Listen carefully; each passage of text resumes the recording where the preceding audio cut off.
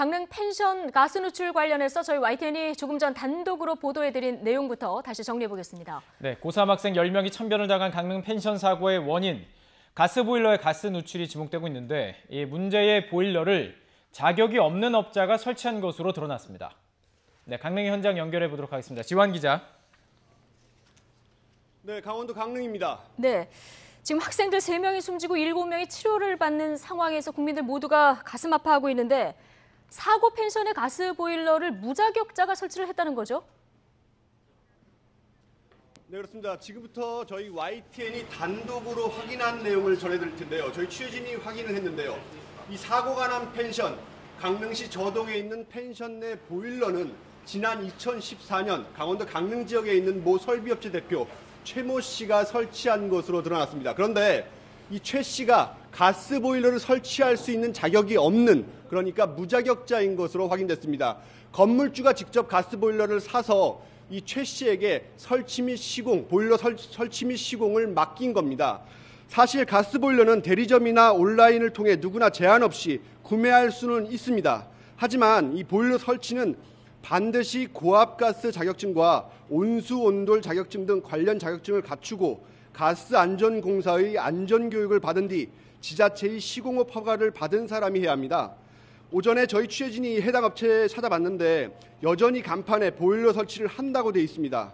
이와 관련해서 사고대책본부장인 김한근 강릉시장도 건물주가 보일러를 직접 사서 누군가에게 시공을 맡겼다고 밝혔습니다.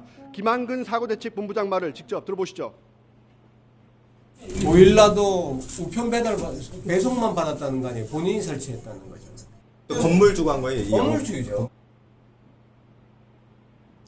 네, 건물주가 이 보일러 설치를 직접 구매한 뒤에 이 시공업자, 무자격 시공업자에게 맡긴 건 당연히 전문업체에게 맡기는 것보다도 비용이 덜 들기 때문으로 추정이 됩니다. 경찰은 이 학생들이 어긋난 보일러 배기관 연통을 통해 새나온 일산화탄소에 중독돼 숨졌다고 했는데요. 결국 무자격자가 보일러를 설치하면서 이 배기관이 제대로 연결되지 않아 사고가 일어났을 가능성이 점점 커지고 있습니다.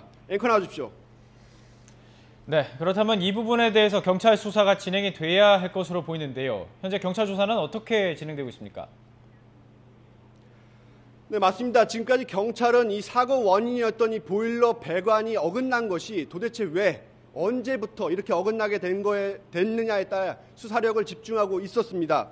그런데 이 설치 당시부터 무자격 업자가 한 것으로 확인이 되면서 이 부분에 대한 수사가 집중될 것으로 보입니다. 일단 설치하면 안 되는 사람이 한 것 자체가 불법이고요. 배기관의 규격은 적합했는지, 그리고 설치 과정에서 어떤 실수가 있었는지에 대해 확인이 필요해 보입니다. 보일러 설치나 변경 과정에서 과실이 있었는지 따지고 부실 시공 여부를 확인해야 할 것으로 보입니다. 네. 정말 참담한 참사가 역시나 또 인재로 드러나서 너무나 안타까운 마음인데 지금 병원에 있는 치료 학생들 상태는 어떻습니까? 네, 그나마 이곳 병원에서 좀 다행인 소식을 전해드릴 수 있을 것 같습니다. 지금 이곳 병원, 강릉 아산병원에는 일산화탄소에 중독된 학생 7명 가운데 5명이 치료를 받고 있는데요.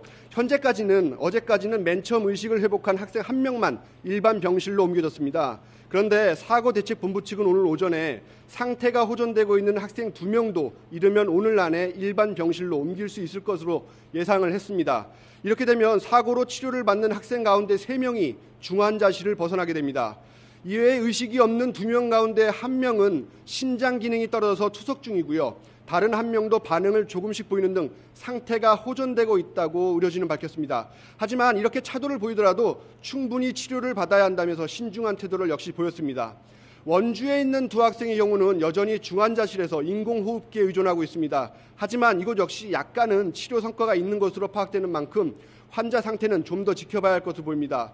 병원 측 관계자의 말로는 일단 이곳에 고압 산소실이 잘 마련되어 있고 학생들이 차도를 보이고 있는 만큼 이 부모님들도 아이들이 완전히 괜찮아질 때까지 장기적으로 일단 치료에 전념하는 것을 원한다고 합니다. 사실 그리고 지금 치료를 받는 학생들이 이 먼저 세상을 안타깝게 떠난 친구들의 소식을 모르고 있습니다. 그래서 무분별한 취재를 자제해달라는 요청이 있었고요.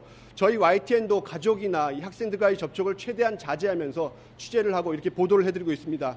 잠시 뒤 오후 2시에 이 병원 측의 브리핑이 예정돼 있습니다. 퇴원과 관련된 그런 질문도 받겠다고 하는데요. 학생들의 소식은 다시 들려오는 대로 전해드리도록 하겠습니다. 지금까지 강원도 강릉 아산병원에서 YTN 지환입니다.